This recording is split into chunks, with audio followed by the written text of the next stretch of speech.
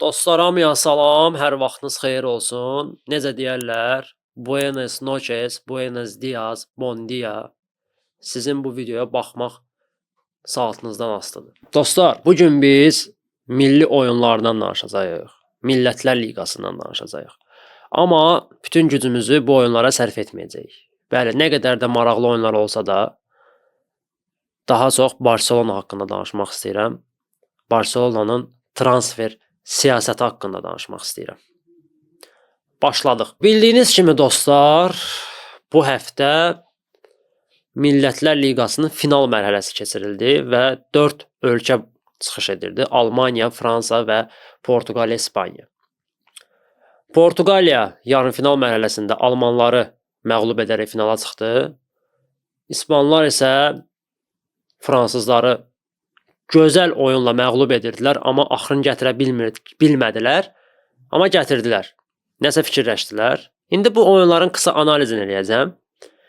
Almaniya Portuqaliya oyununa baxdım. Düzün desəm bir o qədər maraqlı oyun olmadı. Birinci isə vəbşi ölüxana idi.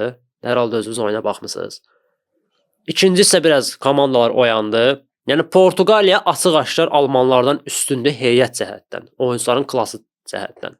Yəni Almaniyanın müdafiəsinə baxırsan, yəni deyirsən bunlar kimdir belə qardaş? Bunları hardan tapmısınız? Yəni Anton oynayır, Anton Çigur var. Bilmirəm indi onun kinosuna baxanlar bilir, o obrazı tanıyırlar. Yəni bunlar kimdir? Yəni Gross, Pascal Gross nə qədər də yaxşı oyunçu olsa da, yəni hal-hazırda milli səviyyəsində bir oyunçu deyil. Yəni Toni Kroos kimi, Özil kimi, Bastian Schweinsteiger kimi, nə bilim Sami Khedira kimi, o qədər sayılası o qədər oyunçuları var almanların. Yəni elə bir oyunçu səviyyəsindən gəlib düşüblər belə səviyyəyə. Ümid edirəm ki, almanların heyəti gələn il dünya çempionatına qədər düzələr. Portuqallarda isə heyət yaxşıdır, pis deyil. Yəni yarım müdafiə xətti super, hücum xətti əla. Amma orada bəzi nüanslar var ki, məsələn Rafael Leo kimi oyunçu bir o qədər yaxşı formada deyil və əsas heyətdə oynamır. Amma final qarşılaşmasında partlatdı. Nəysə almanlardan, fransızlardan, portuqallardan danışmayacağam. Mən öz azarkeş olduğum komandadan danışmaq istəyirəm, İspanlardan. Mən 2010-cu ildən İspaniya millisinin azarkeşiyəm. Yəni Barselonanın oyunçuların sayəsində bu milli komandanın azarkeşi olmuşam. Və doğrudan da İspaniya millisini çox sevirəm. Həm oyun tərzinə görə, həm oyun stilinə görə, filosofiyasına görə bəyənirəm. Almanlar fransızlarla oyuna deməyim ki, yaxşı başladılar, amma pis başlamadılar. Yaxşı, bərabər səviyyəli oyun gedirdi. Amma bir andan sonra İspanların beyni söndü. Birinci hissədə demək olar fransızlara göz açmağa imkan vermədilər hissənin sonunda. Amma fransızların da momentləri olurdu, epizodları olurdu. Və hesab 5-1 olanda artıq oyun taleyi həll olunmuşdu da, hamımız belə dedik. Amma De La Fuente əmi belə qərara gəlmədi. Dedi, yox, gəl mən bu oyuna biraz adrenalin qatım. Biraz qoy bu İspan azarkeşlərinin dalın tərrədim.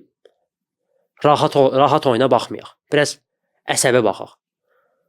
Qardaş, bu adam götürdü Pedrini oyundan çıxartdı.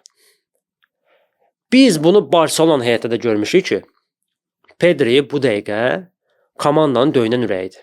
Bu həm Barcelona olsun, həm də İspaniya millisi olsun. Oyunu idarə edə bilən tək adamdır. Yəni, İspaniya millisində Pedri kimi oyuncu yoxdur.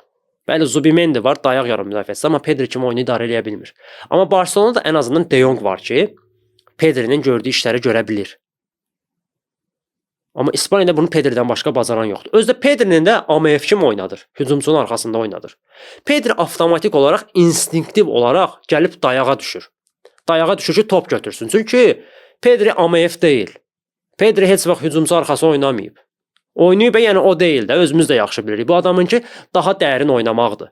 Toni Kroos kimi, nə bilim, Sergio Busquets kimi, Modric kimi. Modric'in bir üstünlüyü var ki, Modric qabaqda da yaxşı oynayır.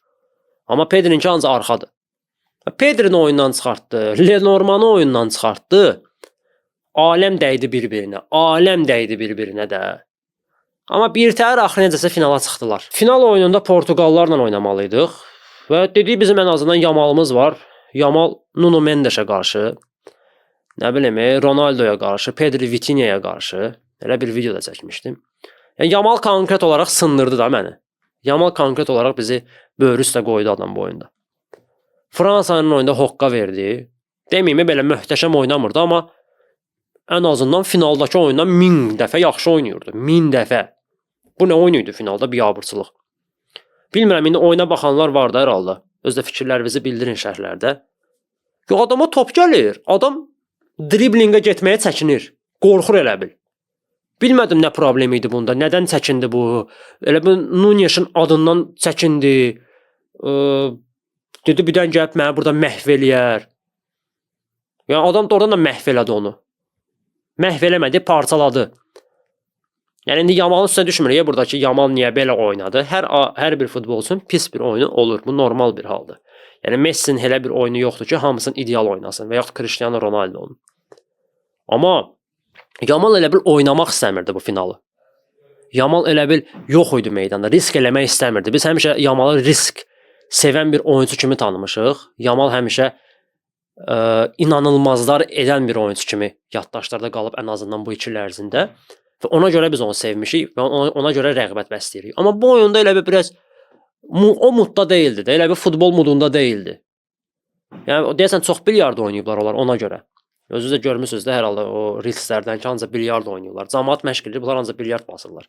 O Realın təzə oyunçusu Haysen'dan bir yerdə ancaq onlar hoqqa verirlər. TikTok olan şotla yaşayır da. Haysen haqqında da danışacağam. Çox əla oyunçudur. Və əslində bu oyunda Portuqallarla oynada İspaniya pis başlamamışdı. Hər şey yaxşı idi.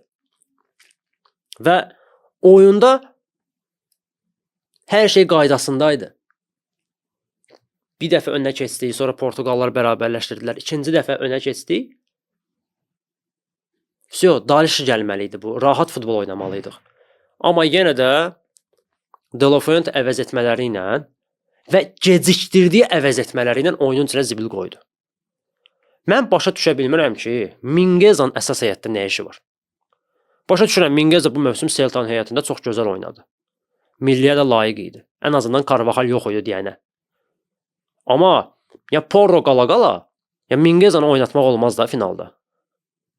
Və Mingueza'nın oynaması Yamala da pis təsir eləmişdi. Yəni çünki Mingueza hücumda Yamala kömək eləyə bilmirdi. Siz bir dənə Barcelona'nın heyətində Yamalın oyununa baxın. Həm Kundesiz, həm Kunde ilə. Arada çox böyük fərq var. At eşşək fərqi var, belə deyim loro dildə. Yəni Kundeli Yamalla, Kundesiz Yamal fərqlənir. Bu da həmçinin Minguezalı Yamalla Porrolu Yamal tam fərqlidir. Və Porronu əlavə vaxtda oyuna salır. Niyə? Adamlar Rafael Leo'nu ikinci hissədə oyuna salırlar. Mingueza'nın onsuz da ciyəri dağılıb. Rafael Leo da dabit eləyir onu. Dabit eləyir, ciyərin vəbşə dağıtdı, tökdü orada.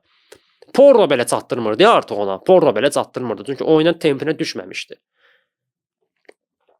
Nə bilim valla. Yenə də De La Fuente'nin Pedri'ni əvəz etməsi və Fabian Ruizlə Pedri'ni oyundan çıxartması biraz adekvat qərar olmadı. Yəni oyuna Isco'nu salması qəşəng qərar idi. Maraqlı bir seçim idi.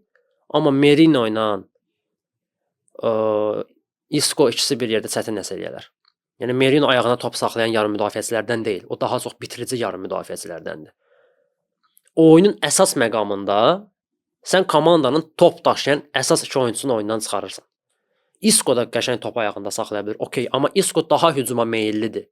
Yəni müdafiəyə sənə o qədər kömək ola bilməyəcək. Və bu əvəz etmələrdən sonra Portuqaliya 100% olaraq dominasiyanı əlinə aldı. Dominantlıq elədi oyunda və layiqincə qələbə qazandı. Əslində Portuqaliya ilə bu oyun penalti seriyalarına getməməli idi. Yəni Portuqaliya məncə əlavə vaxtda belə oyunun taleyini həll eləyə bilərdi. Yəni biraz daha realizasiyaları yaxşı olsaydı, məncə əlavə vaxtda elə oyunu həll eləyə bilərdilər. Prosta biraz onlar da dubluq elədi. Amma yenə də yəni bu o qədər bir önəmli titul deyildi.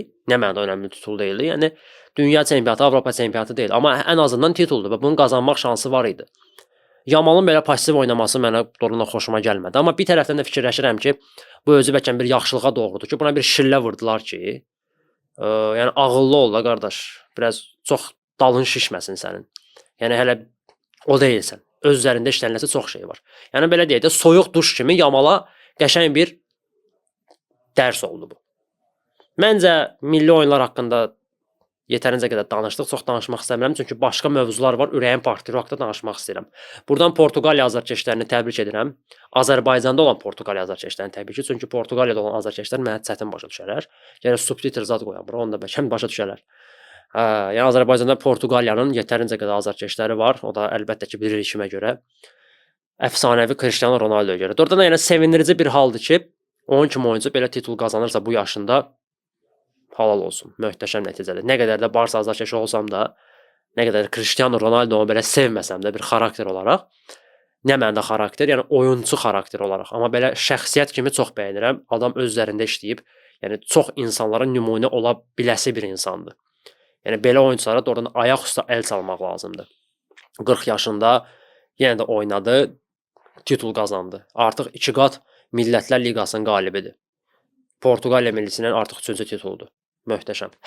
Bax burada ÖJə-yə keçirik biz hara? Qaydırıq Kataloniyaya. Münxendə idik, finaldan danışdıq, reski getdik Kataloniyaya. Dostlar, sizə belə bir şey deyim. 2024-2025 mövsümünün əvvəlini gəlin yada salaq. Cəlin özdə yala, şəkillər kimi dedim elə. Cəlin. 24-25 mövsümünün əvvəlində biz bilirdik ki, komandamızdan gözləntilərimiz o qədər çox deyil. Və bilirdik ki, komandamız çox şeylərə nail ola bilməz bu heyətlə. Amma Flick gəldi, komandaya elə bir ruh verdi ki, yəni gözləntilərimizdən də artığını elədilər. Yəni gözləntilərimiz o qədər aşağı idi ki, amma möhtəşəm bir şey elədilər. Yenə də sizdən xahiş edirəm Barcelona azarkeşləri. Adekvat Barcelona azarkeşləri, neadekvat Barsa azarkeşləri, fərqi yoxdur. Gözləntilərinizi növbəti mövsüm üçün bir o qədər də çox eləməyin. Hələ ki çox eləməyin. Mən sizə deyəcəm nə vaxt eləmək lazımdır. Çox.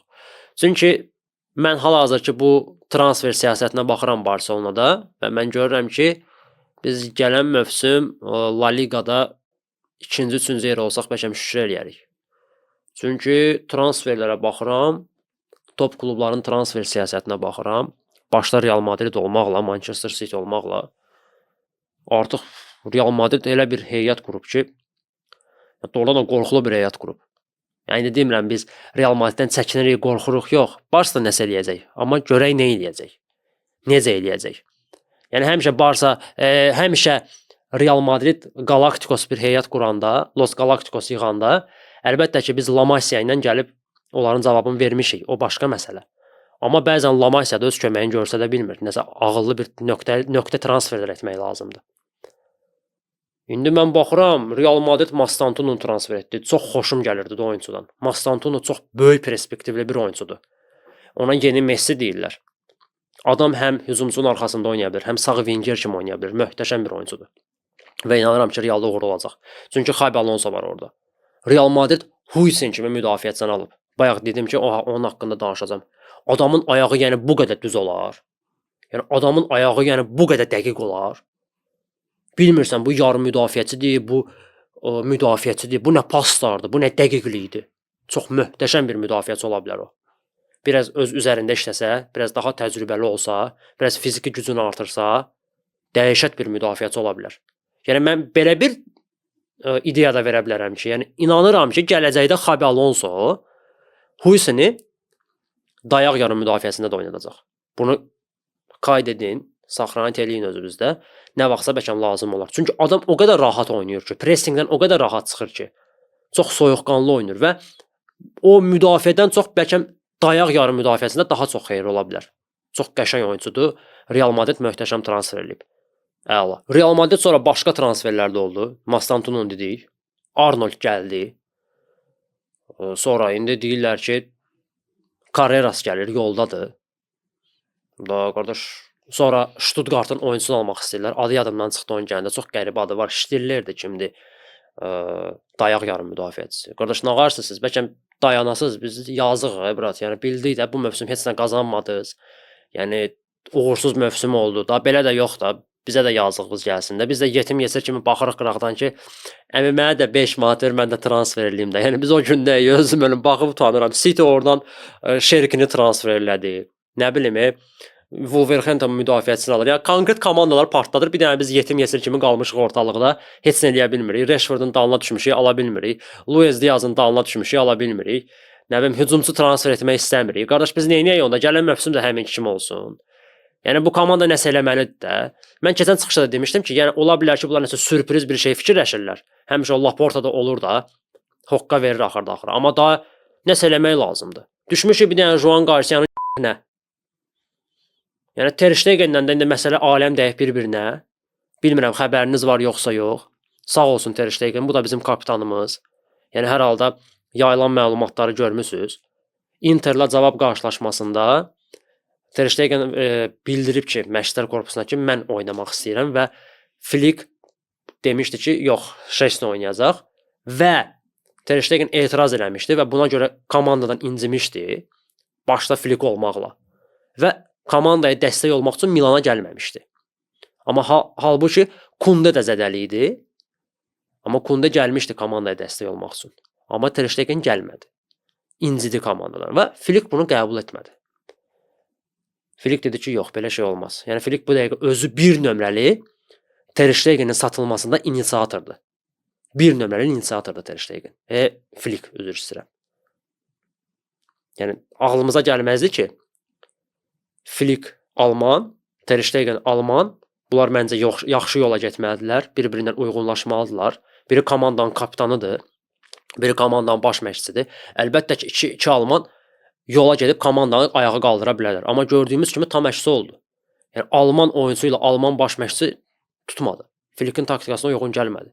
Amma Braziliyalı dediyimiz disiplinsiz oyunçular gəlir məsələn Flick'lə yola gedir. Bu qəribə bir şeydir. Yəni bəzən belə paradokslar olur. İndi konkret olaraq komanda Ter Stegen'i qırır, çatdan çıxarır, WhatsApp çatından çıxarır, lişnidir. Satmağa da heç kim yoxdur, deyirlər satmırıq səni, azad agent kimi buraxırıq, hörmət olaraq. Və növbəti müqavilə əsasda qalan illərimin maaşını veririk. Ter Stegen buna razı deyil. Ter Stegen deyir, mən komanda qalmaq istəyirəm. Ter Stegen pis formada deyil, dostlar. Qala bilər o komandada. Amma Ter Stegen'də bilirsiniz nə var son illərdə? Ən böyük problem bilirsiniz nədir Ter Stegen'də? Stabillik yoxdur, dostlar. 2-3 oyuna allanmayın. Fransa ilə oyunda 8.2 deyəsən xal yığdı. Rating xalı var idi. Portuqallara qarşı da pis oynamamışdı. Amma bu adamda stabillik yoxdur. Başa düşürsünüz nə demək istəyirəm? Stabillik yoxdur. 2 oyun belə oynayır, 5 oyun pis oynayır. 3 oyun yaxşı oynayır, 10 oyun pis oynayır. Yəni arada bir çox belə kuryoz səhvlər buraxır və önəmli yerlərdə səhvlər buraxır. Və ona görə məncə qapıçı mövqeyi dəyişilməlidir komandada. Və komandaya biraz kurajlı qapıçı gətirmək lazımdır. Kurajlı qapıçı. Nə qədər də gülməli çıxsa, kuraj tuta bilən qapıçı lazımdır bizə. Juan Garcia'da bu var. Baxırsan oyuna, hiss edirsən ki, bu adam 1-2 save eləyəndən sonra kuraj tutur, lap güclənir. Amma Ter Stegen elə bu kuraj yoxdur. Ter Stegen sırf olaraq bir oyunda ola bilər, amma davamlı bunu gətirə bilmir. Amma Ter Stegen bu hərəkətdə düzgün bir hərəkət deyil. Doğrudan da yəni komandaya qarşı hörmətsiz bir hərəkətdir. Özdə kapitansan. İndi dostlar, komandanın transfer siyasətindən danışırıqsa, məsələn mən öz şəxsi fikirlərimi bildirmək istəyirəm. Bilmirəm indi sizlə üst-üstə düşəcək yoxsa yox. Siz də öz fikirlərinizi bildirə bilərsiniz. Məsələn hansı mövqeyə hansı oyunçunun gəlməsini istəyirəm. Mən əvvəlcədən demişdim ki, komandanın prioritet transferləri cinah müdafiəçiləri olmalıdır və hücumçu olmalıdır. Sol winger və mərkəz hücumçusu. Yəni bu 4 transfer edir əslində. Və məncə yarım müdafiəyə hal-hazırda oyunçu almaq lazım deyil. Yarım müdafiəçi demişdən, amma əslində bir dənə yarım müdafiəçi var idi. Cardozo, Betis'in oyuncusu. Çox gözəl oyuncudur. Çox bəyəndiyim oyunculardan biridir. Bilmirəm, izləmisiniz oyuncunun oyununu yoxsa yox.